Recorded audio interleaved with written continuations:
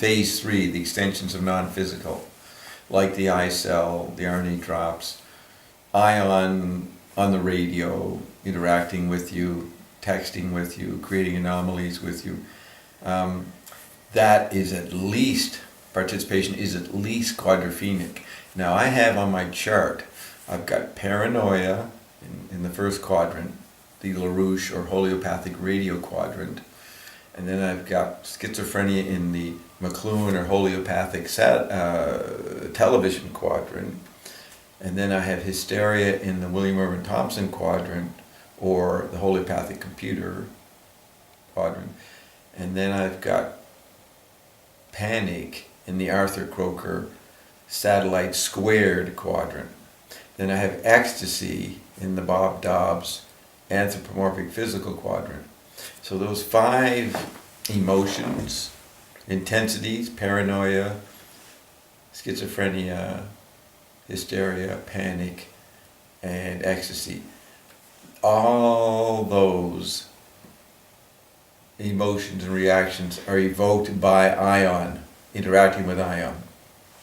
So you learn to juggle your schizoid response, your 15 seconds of panic, your 5 seconds of paranoia, your 5 years of ecstasy, and whatever I left out, schizophrenia or hysteria, a few more seconds of that. So the juggling of these interactions as you judge what ion's doing to us, what it's saying, what the implications of its intervention are, that's the participation. So it's not a hot, which is generally a detached reaction, as McLuhan defined it. It's not a cool, a very involved reaction. This was Marshall's definition of involvement.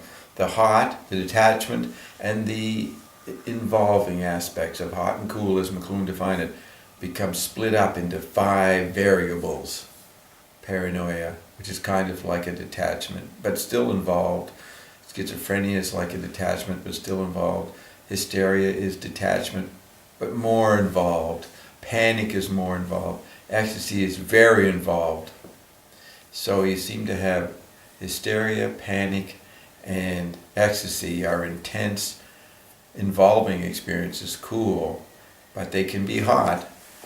And then you have schizophrenia and paranoia are slightly implied detachment, so they're cool. I mean, they're hot. So you mix the hot and cool, square it, break it into 5 parts. That's how you participate. You will inevitably participate with ion that way. You get the ecstasy from the products. Then you wonder, what is going on with me? Why is everybody hysterical about this and that, and you're not feeling that hysterical? So that's the best way to explain participation with ion, is to learn to put on these intensities. Pretend you're hysterical when ion shows up. Pretend you're panicking. Pretend you're schizophrenic.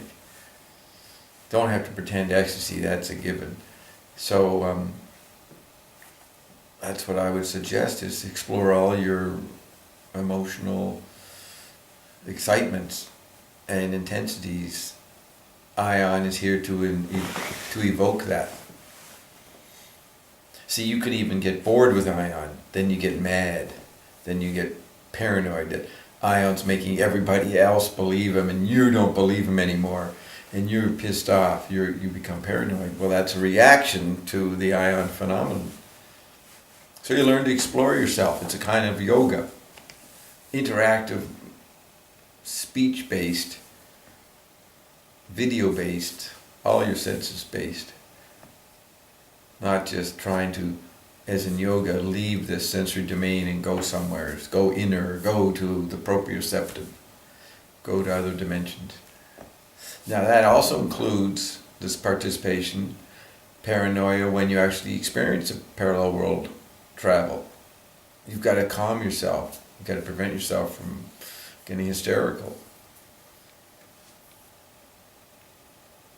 So that Marshall McLuhan's hot and cool is very simple compared to where we are today. Ian works with a more complex, more complete human being today. Marshall also was using hot and cool satirically. It's a satire. He used cool to satirize the hot people, and he used hot to satirize the cool people. Never the twain will mix. So, this is all quadrupled, quadrophenically with the ionic experience. And ion is itself modulating the cloud, so that's a chip body. It provides products that stimulate the chemical body. It is the traditional astral body, and it provides humor like the TV body. And then it reveals mystery landscape events which become the known mystery body. So it's natural to be hysterical, panicking, ecstatic, schizophrenic, and panic when interacting with Dobbstown/Hindom.